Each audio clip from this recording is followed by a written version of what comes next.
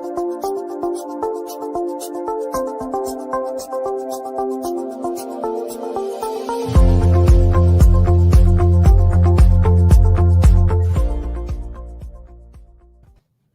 hello, I'm Janet Morana, Executive Director of Priest for Life. Welcome to Just Ask Janet. And of course, this evening we are going to continue our analysis of the Dobbs decision.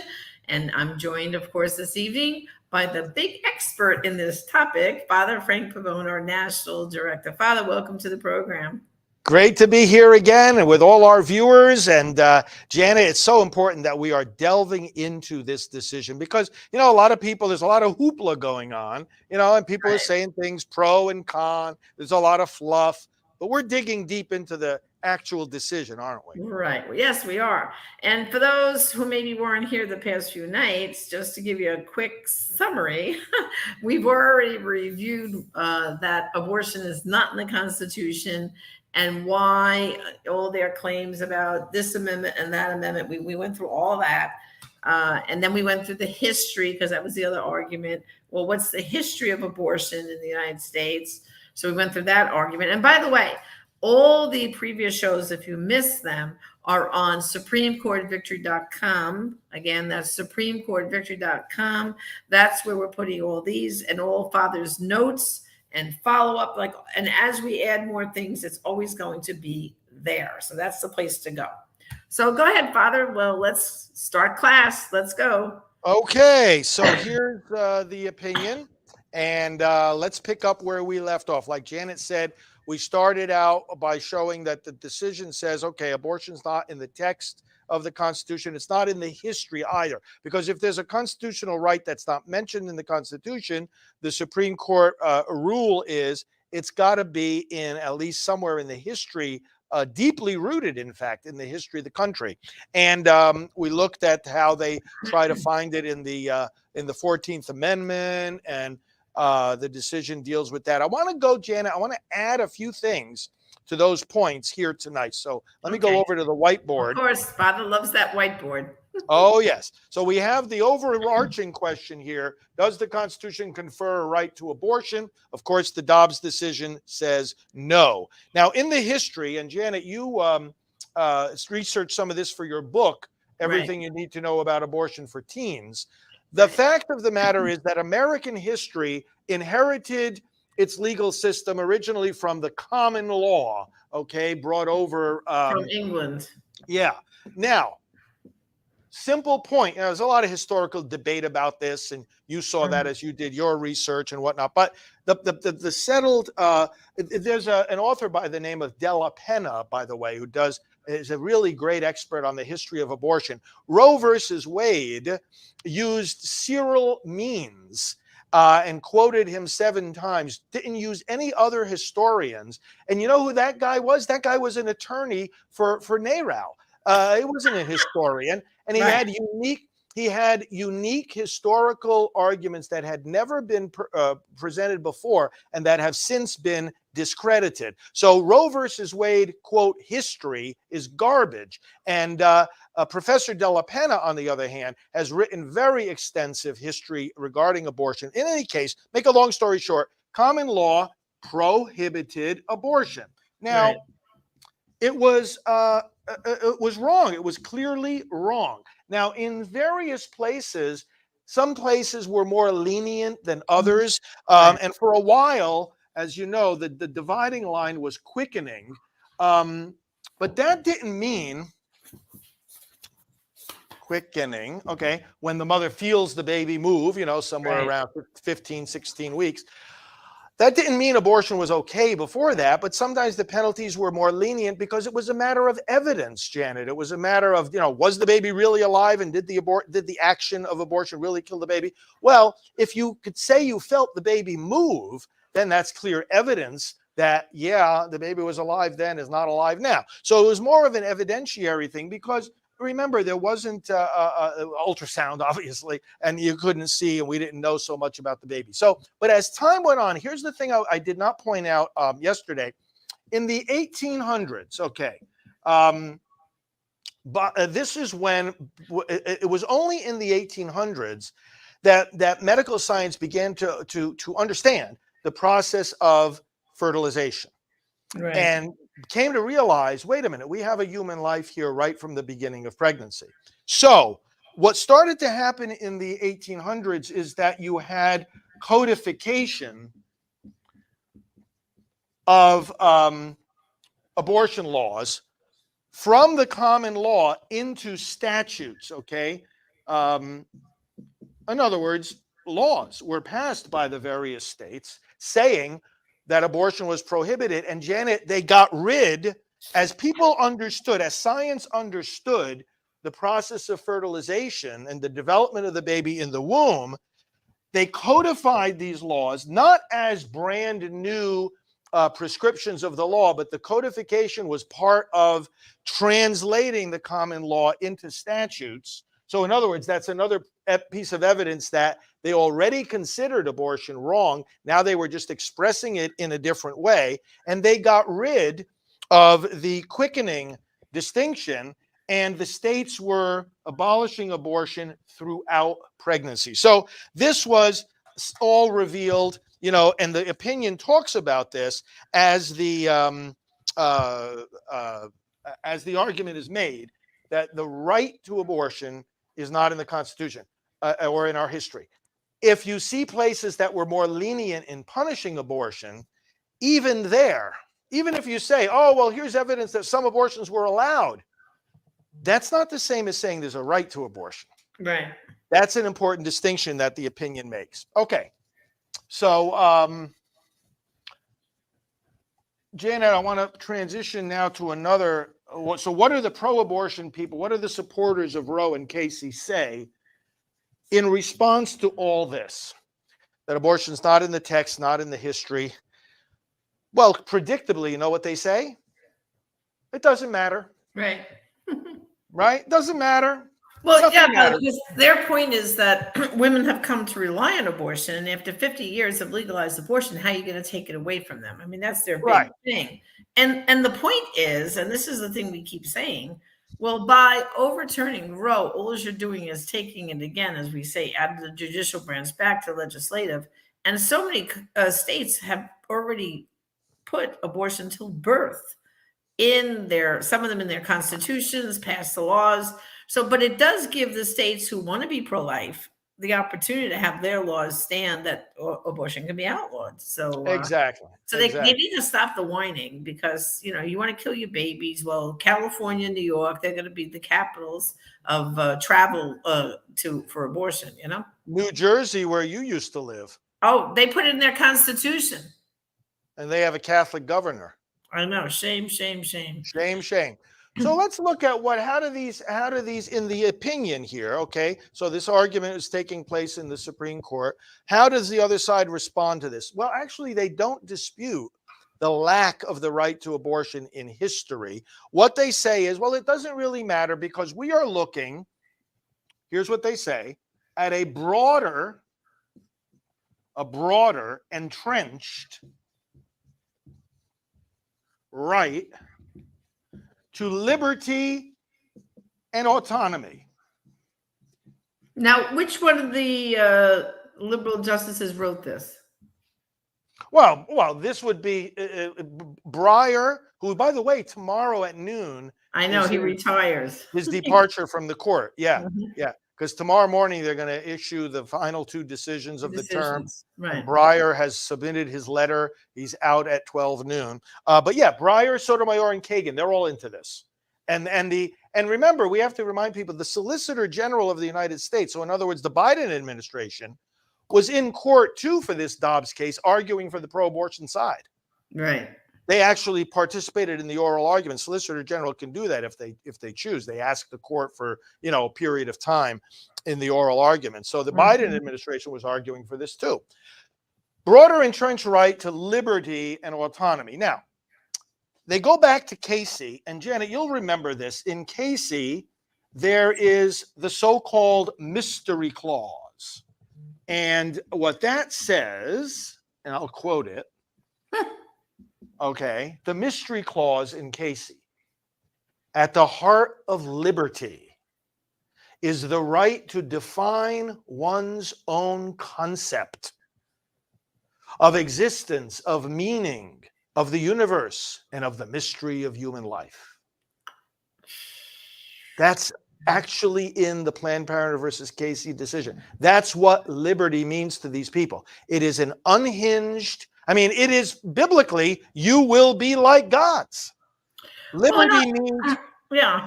But see, Father, that just shows you why they're saying abortion till birth. They've gotten to that point because they're saying the mother should have the liberty to decide the fate of her own child, basically. Yeah. And wasn't it that one guy, was it Buttigieg? One of them who said even after birth, and that former governor of Virginia was in favor of even after birth. Oh, Northam, you mean, of Virginia? Northam, yeah. Yeah. Mm-hmm. Yeah. So it's stemming from this same mindset. Well, the mystery clause, you really want to look at what that means. It means you can do what you want. Everyone makes their own truth. The opinion actually says, if you really believe that, but here's what Dobbs says, it proves too much.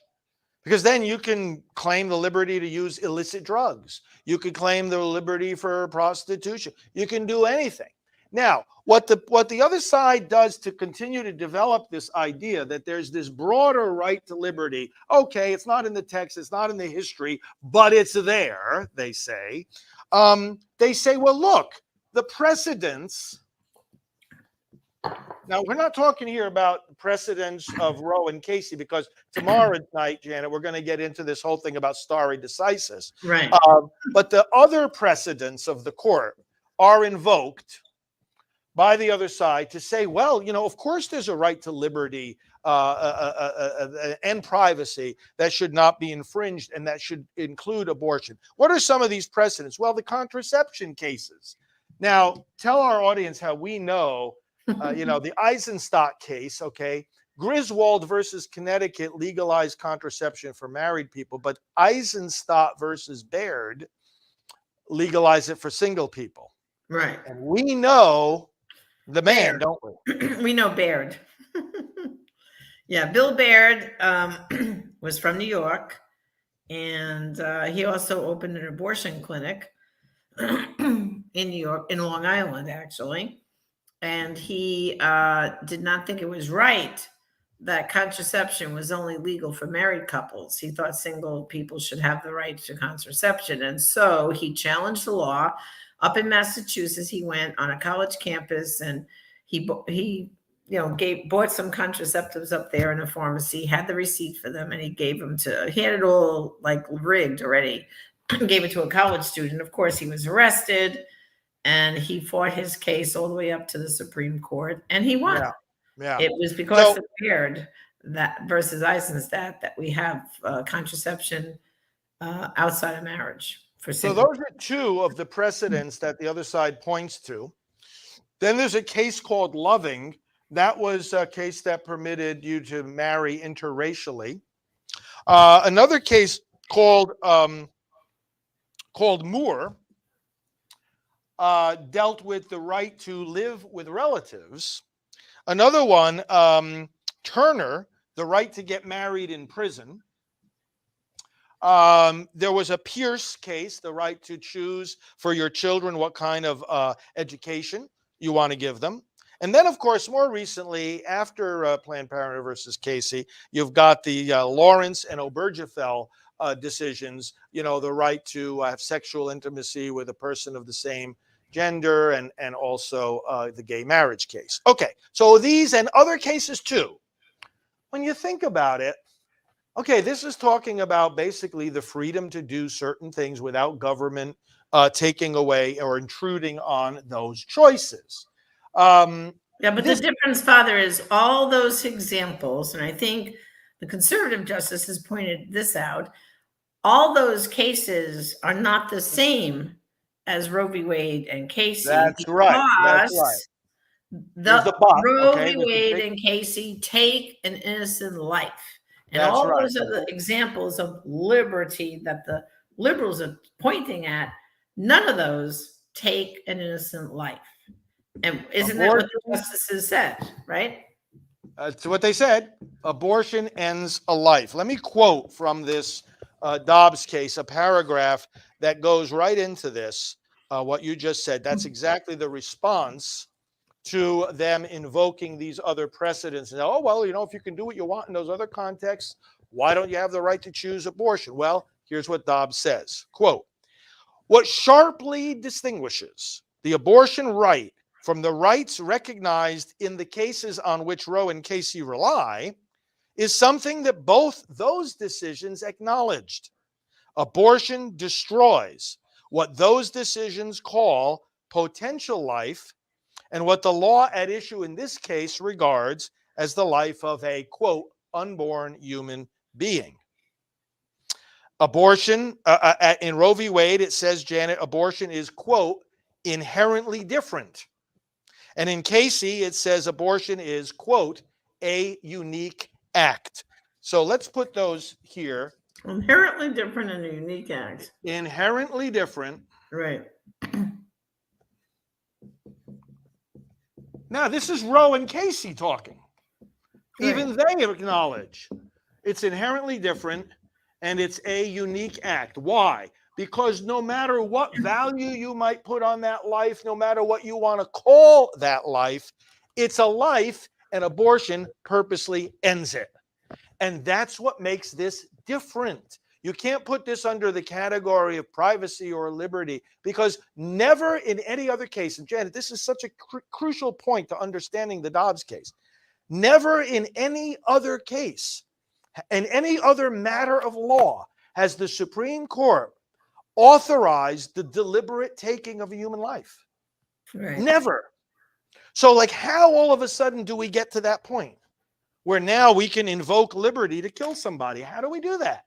And the court said, no. Dobbs is saying, we're not going to cross that line. We made a mistake in thinking that that you could cross that line. So let me sit down here again. So that brings us through that. Well, Father, too, just to remind everybody, we know that the justices in Roe were also slanted. A couple of them had family members who volunteered or involved with Planned Parenthood. They should have recused themselves, etc. They had an agenda. But let's think back. When this case began in the early 70s, well before 73, when a woman, there was no going into a pharmacy and buying a pregnancy test. You had to go to a doctor. So it was quite a while into her, like by the time she missed her second period, she's first going to a doctor to find out she's pregnant. So a lot of these women were close to, I would say, 10, 12 weeks down the road in their pregnancy when they were first finding out they were pregnant, and there was no ultrasounds, right. So people have to, remember when. The younger folks, they don't even know the things I'm talking about, but the atmosphere was very different back then. There were no pregnancy centers. And also too, when I was, I graduated from high school in 1970, any girls that were having sex outside of marriage in the late 60s, they were considered like the bad girls. The girls who were loose. It was frowned on. Even though the sexual revolution was beginning, it was still had a negative connotation. And if you got pregnant, well, you went off to some convent, in another state, gave birth, baby went up for adoption again, and they came home. So, it was a very different time. That's all I'm saying. So, I think that's leads to how they crept it in, so easily, because everybody else no one was paying attention, basically. Yeah. I mean, I wasn't even, I think I've told this to people before. When Roe v. Wade passed in 73, I was in college and I didn't even know that abortion became legal. It was a non-issue because the Vietnam War was raging. I was watching, some of my friends getting drafted. So America was in a very different time. That's what I have to say about that. Yeah, so you have to keep remembering the context you were in back then. So go ahead, exactly. Next point. Well, let's see if there's some comments or questions from our audience. Okay. Let's see. Okay, here, Walter. Walter is one of our faithful viewers. Let's see what Walter is asking. So, this is where I'm confused.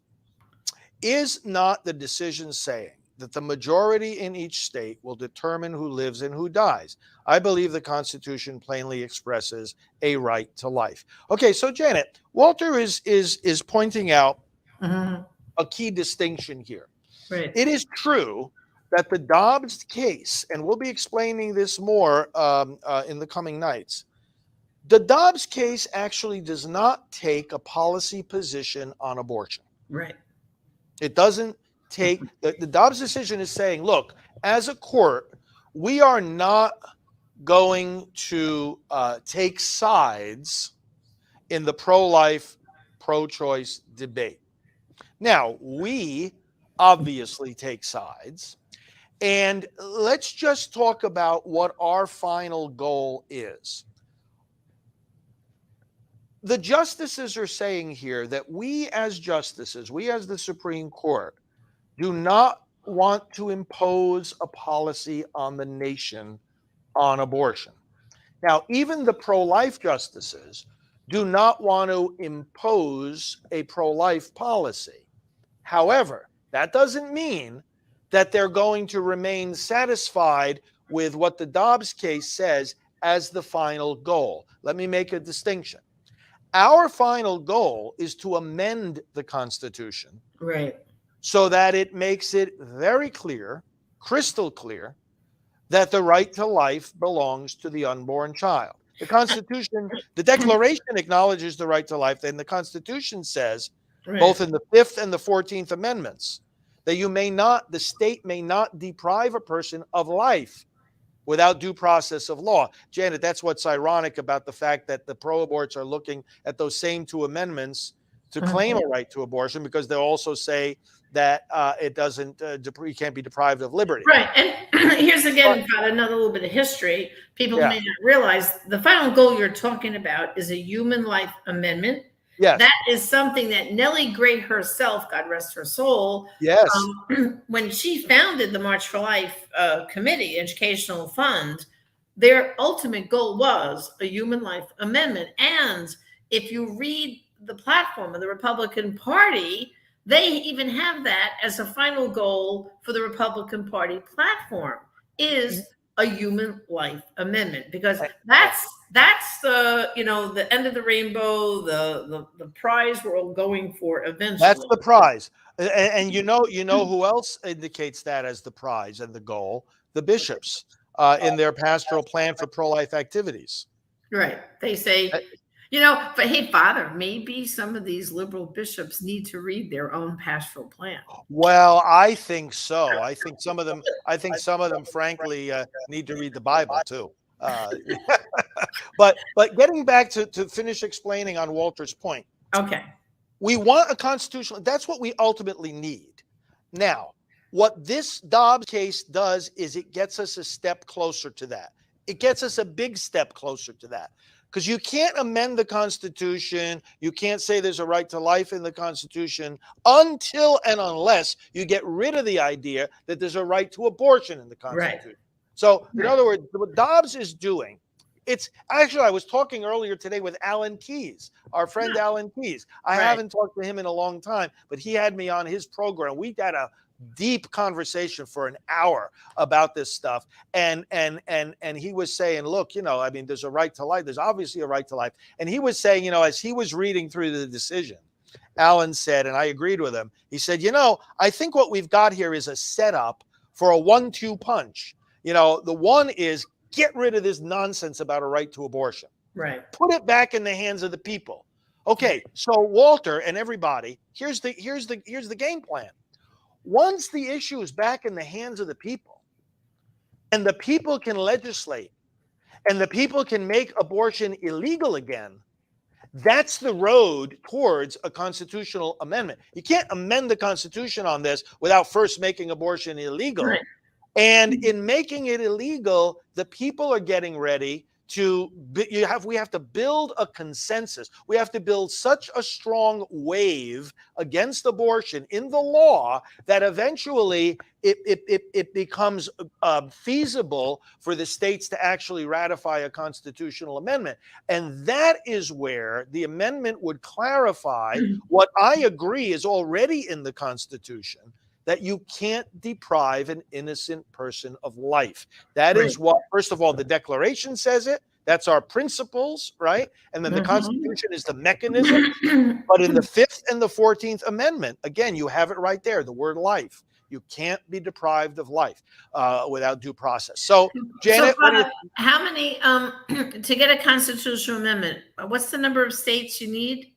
You need 3/4 of the states. All right. So you see, brothers and sisters, that's why we have a steep hill to climb, because as we get these blue states enshrining abortion, we've got to gin up the red states. We're going to need 3/4 of the states to eventually reach our ultimate goal, which is this human life amendment. So, And you need 2/3 of each House of Congress as well. right. So that's Yeah. why elections are going to be counting in a big Yeah. way. They count big. They count big. And you know, Janet, here's a strategy. I was thinking about this the other day.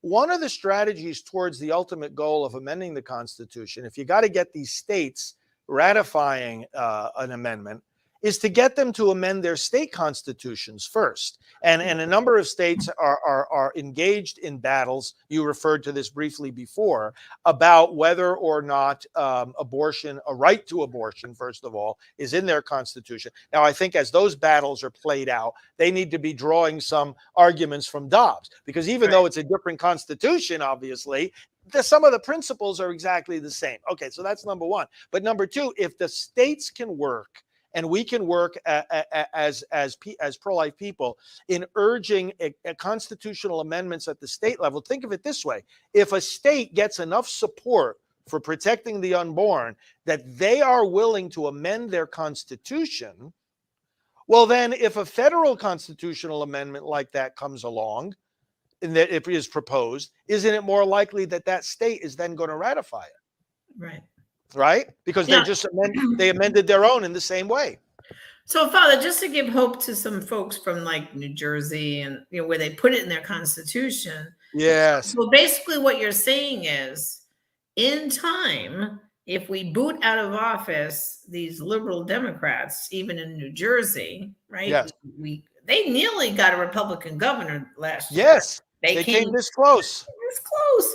Yeah, but it'll happen. If you can do that, yeah, and you get the majority changed in that state, then they could amend their state constitution and they could unenshrine abortion out of their constitution then, right? Yeah. Well, exactly. It's possible. So see, that's why I've been saying, no matter what state you're in, don't give up. That's why elections are so important, that we can still make progress. Well, Francine is asking an interesting question. Are the majority of the states pro-life or pro-choice? Well, Francine, actually, the good news is the majority are pro-life. Are pro-life. If you look at the states either that have trigger laws or pro-life laws that maybe are being held up in court, or have pre-existing pro-life laws prior to Roe that are now going to go back into effect, plus, you have the ones that, like Florida, have a very positive pro-life environment where we are able to pass more pro-life legislation, because our governor is going to call a session of the legislature together, special session, to do that. You have about just over a majority. You have about 26 states that are in that those categories combined. Right. And then you have another, I would say, another 4 or 5, even beyond that have a favorable. I would say you have about 30 states, which are favorable climate for the unborn. Now we got to work like crazy on the other 20, and we will. And I believe. See, now look, Janet, I made this point before about the Dobbs case. It makes it harder for the other side. It makes it harder for the pro-abortion side to keep abortion legal. And here's why. Even though Dobbs doesn't take a policy position on abortion, what it said was, and we'll get into this when we analyze more of the decision, what it said was, you know what? We made a mistake in Roe and Casey, because they did take sides, okay? Because they said to the states, you can't protect the unborn. You can't. Even if you want to, you can't before viability, right? You can't do it. And it's like, why not? That's taking a side. In other words, if there's arguments on both sides of the issue, right? And the court heard the arguments, they heard them in the oral arguments, they heard them in the briefs that were submitted, and the court is saying, "Hey, listen, guys, we know the arguments on both sides." And then they said to the supporters of Roe and Casey, "What you guys have to convince us of is not your policy arguments on abortion. What you have to convince us of is this: why is the Supreme Court the place where that policy should be decided?" Right. Right? You see the point? In other words, the court is saying, "Hey, we know that this is a divisive issue. We know that there are arguments on both sides. Guys, work it out. Work it out with your lawmakers, right? Or and also in the federal Congress. The federal level, work it out with your lawmakers. Why are you putting the burden on us? 9 people who are not even elected, and are, this is, if people understand this, Janet, I think they'll be very encouraged because we have a roadmap here now for ending this thing once and for all. Yeah, and what people really have to do is right now we have to train our guns on, our eyes on the prize, the midterm elections in November. That's our first hurdle. We've got to make maximum benefit. We've got to increase and take back the House, not by a little squeak, but by a big amount. And the dream would be, can we increase the Senate to 60? Could we? I mean, if the atmosphere in this country keeps going like with the economy and everything, we just might get more people voting our way. So everybody has got to work very hard right now getting people, make sure they're properly registered to vote. Because just the other day they said that nationwide over 1 million people have switched from Democrat, their registration Democrat to Republican. Yes. And only 600,000 nationwide have gone from registered in Democrat. So we're outpacing them on the party registrations. We are. That's why everyone who's watching our programs, everyone who, within the sound of my voice and yours, Father, this is it. We got to sprint to the finish for November, and we've got to get everybody that's like-minded. Now's not the time, by the way, guys, to try to convince your pro-abortion friends why the Dobbs case really was a good thing and why they need to be pro-life. Don't waste your breath. They're not going to move the needle right now. But the people who are kind of in the middle and, the economy is really important to them, those are the people that have the conversations with. We call it the low-hanging fruit. Don't mess with the the radicals. We all have some in our family, unfortunately. Well, and Francine is asking also which states are like the battlegrounds. Where's the tipping point? What one of the key, and Francine, what we're going to do is in some future programs, we're going to take a look at all 50 states and where they stand. We're going to go through it in detail. But I'll tell you off the top of my head, one of the key battlegrounds, Pennsylvania. Right. Pennsylvania is torn. Okay. It really is. It's torn politically. We've got an important Senate race there this year. We've got an important governor's race there this year. Janet, if the senator, Dr. Oz, of course, is the candidate. He's pro-life, by the way, in case anybody has any doubt. Dr. Oz is running for the Senate, and then Mastriano, great governor candidate there in Pennsylvania. I tell you what. Victories in those 2 races is really going to help Pennsylvania. It's been Pennsylvania actually, Planned Parenthood versus Casey came out of Pennsylvania. Right. Casey was and in fact, I knew him. We both met him. Governor Casey was a pro-life Democrat, one of the only pro-life Democrats. And then, of course, another battleground state is going to be Georgia. There because we have that liberal black pastor Warnock. Oh, you and I have had. We also have the black football star on the Republican side, who's 100% pro-life. I was just with him, Herschel. I was just with Herschel Walker, great guy. But you and I have been with Warnock too. Oh my gosh, he's terrible. Remember, we sat through those services. We should explain to people why we were there, though, because it's not that Well, we were with Alveda King and the King family. and it was one of their services. And even Alvita doesn't like Warnock. She was like, Oh no, it was just you know. terrible. But I just saw on a poll today that they're within 10 points of each other right now. That's close. This far out, within 10 points. Uh-huh.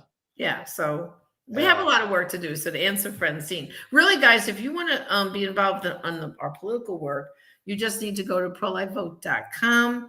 That's our political page, and sign up to be part of our election volunteers, because we do a training call, Zoom calls. Right now they're once a month, but come September they'll be weekly, to help guide you through the political season and to get you engaged in activities. So everybody, just go to prolifevote.com and sign up to be part of our election team. We could use you. Someone was asking me also, Janet, just to answer one more question, what I think about Catholic League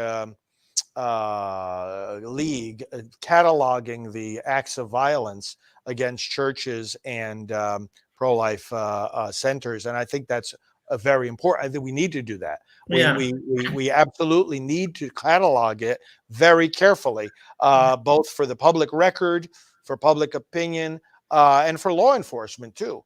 Cataloging this stuff is important. You know, you don't hear too much now, Janet, like in years past. We always had to endure the accusation that, oh, the pro-life movement, you know, that's a violent movement. You know what? I don't hear that so much now. The other side would be silly to say that now when they're the ones doing all the violence. Yeah, they are, unfortunately. Okay, so Father, any other points for tonight's class before we? No, I think no. What we're going to do tomorrow now is we're going to go into the stare decisis analysis. Yes, and we're going to see why the Dobbs court decided under stare decisis that it was time to reverse Roe and Casey. We're going to look at that. What we've established already. Again, remember they pointed out Casey didn't even address the question of whether the Constitution confers a right to abortion. So now we've seen their main reasons as to why the answer to that question is no. So now the question is, if the Constitution doesn't confer a right to abortion, what about the argument that these decisions have been around for a long time and that we should therefore not change them? That's what's going to come next. Right. And like we said, the Supreme Court does have a history of changing long-term precedent when the evidence is clear that it's time that this right no longer exists.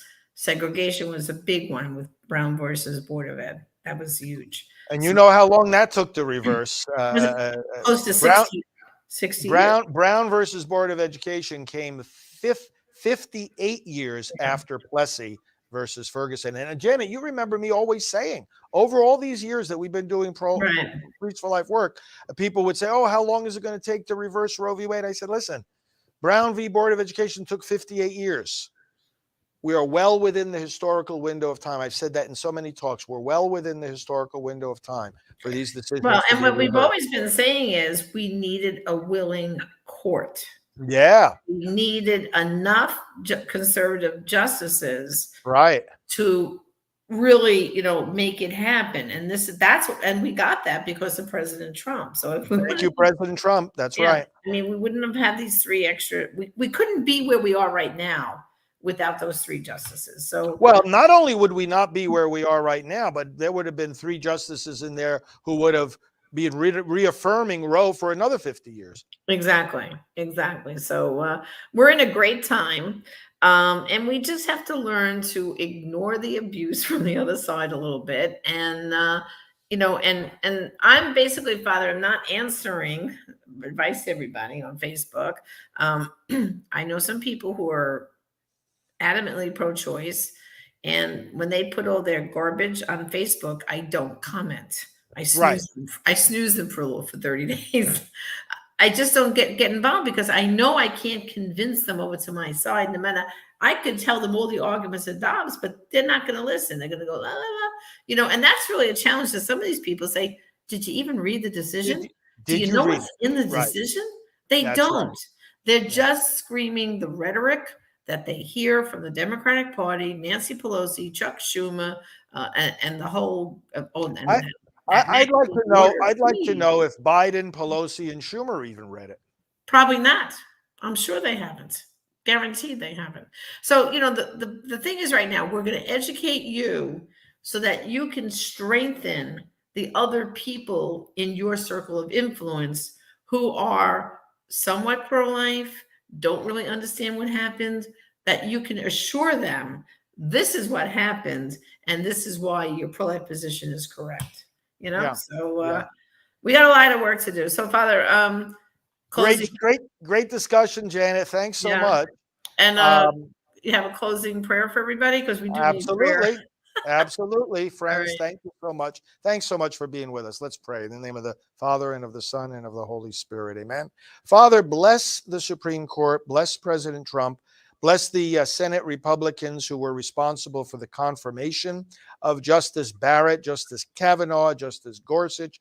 Bless all of them, Lord, and bless our nation as we absorb this moment, as we learn more about this Dobbs decision, as we build now on the opportunity the court has given us to protect the unborn through our lawmakers. Let us do it, Lord, and let us give us success in this election, that we may elect more and more and more pro-life candidates at every level of government. We ask all this in the name of Jesus the Lord. Amen. Amen. Well, until tomorrow night, same bad time, same bad channel. If you've missed any of these classes, go to supremecourtvictory.com. That's where they all are. So you can rewatch them, take some more notes. And like Father said, he will be putting up talking points once we get through all the classes. He's very busy writing talking points for you all. So they will get posted there soon. And then by September, we're going to have a nice little brochure booklet for you that you'll be able to take around and distribute. So we are on a march here to help educate everyone. So thanks for joining us this evening. Until tomorrow night, this is Janet Morana, Executive Director of Priest for Life, and of course, my great boss, Father Frank Pavone, National Director. Thank you, Father, and have a good night. God bless. God bless you all. I will be